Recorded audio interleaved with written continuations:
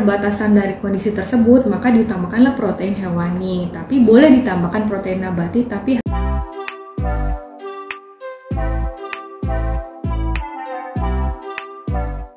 perkenalkan, saya Dr. Fani Fauzarianda, dokter spesialis gizi klinik di Rumah Sakit Ibu dan Anak Tambang.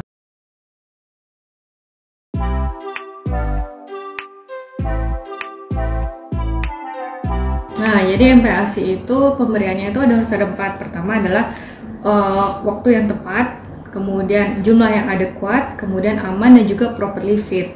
Nah, waktu yang tepat nih kapan nih? Jadi dikatakan menurut penelitian setelah bayi menginjak usia 6 bulan, ASI itu tidak bisa mencukupi seluruh kebutuhan bayi, sehingga harus tambah dengan makanan pendamping ASI atau kita kenal berupa MPASI gitu. Sebenarnya ada kondisi-kondisi tertentu yang bisa diberikan MPASI sebelum usia 6 bulan namun sesudah usia 4 bulan.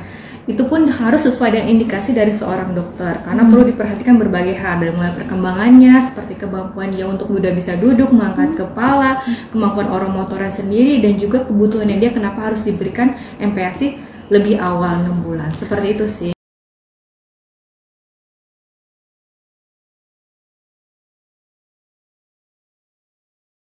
Kenapa sih protein hewani ya gitu ya, mungkin kemudian protein hewani itu jadi sekarang kan lagi digalakkan, tadi pun juga di slogan dikatakan untuk mencegah stunting ya. Ternyata dari penelitian dikatakan anak-anak yang menderita stunting itu memiliki asam amino esensial yang kurang dibandingkan anak-anak yang tidak stunting.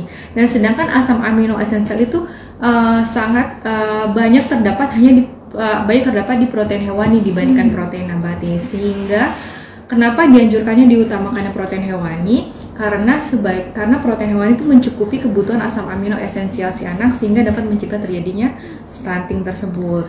Jadi kalau tidak terpenuhi bagaimana? Tentunya protein fungsinya kan untuk pertama pertumbuhan ya, jadi bisa jadi gagal pertumbuhan. Untuk imunitas ya, anaknya kan mudah sakit ya.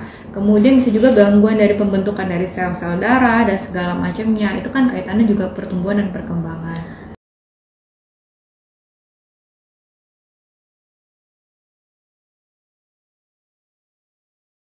Sebenarnya bukannya boleh ya, tapi protein nabati itu melengkapi dari protein hewani. Kenapa? Karena kan tentunya kan anak itu pertama kali belajar makan atau MPASI itu tidak bisa dalam porsi yang cukup besar kan gitu. Karena keterbatasan dari kondisi tersebut, maka diutamakanlah protein hewani. Tapi boleh ditambahkan protein nabati, tapi hanya untuk melengkapi protein hewani. Jadi yang diutamakan tetap protein hewani gitu. Kalau dipaksakan keduanya itu tentunya anak akan tidak mau makan karena makan muntah, karena kan kemampuannya masih sedikit gitu.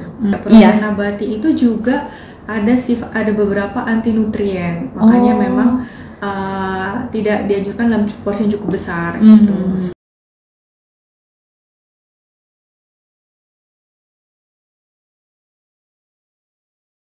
Nutrisi lain nih selain protein, tentunya harus ada karbohidrat dong. Karbohidrat, ada lemak juga, terus ada protein, ditambah dengan sayur dan buah sebagai pengenalan awalnya dulu, baru terlanjut jam porsinya naik.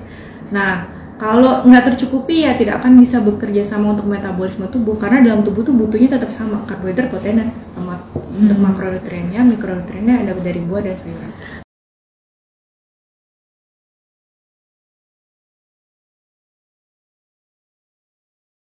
Ya, pertama tadi kan dikatakan pengolahan pun harus aman ya. Aman itu dalam arti dari mulai bahan makanannya, higienitas bahan makanannya itu harus dijaga nih. Jadi dari tempat kita membeli makanannya, habis kemudian dicuci, dibersihkannya, kemudian diolahnya, dari mulai tempat alat masaknya, pengolahannya bagaimana, terakhir adalah penyimpanannya. Jadi disimpan nih, misal kalau di suhu ruangan bisa bertahan sampai 3 atau 4 jam secara umum ya. Kemudian kalau taruh di kulkas bisa tahan 1 hari, kalau taruh di freezer bisa tahan 1 bulan. Tapi itu secara umum, ada lagi untuk tertentunya.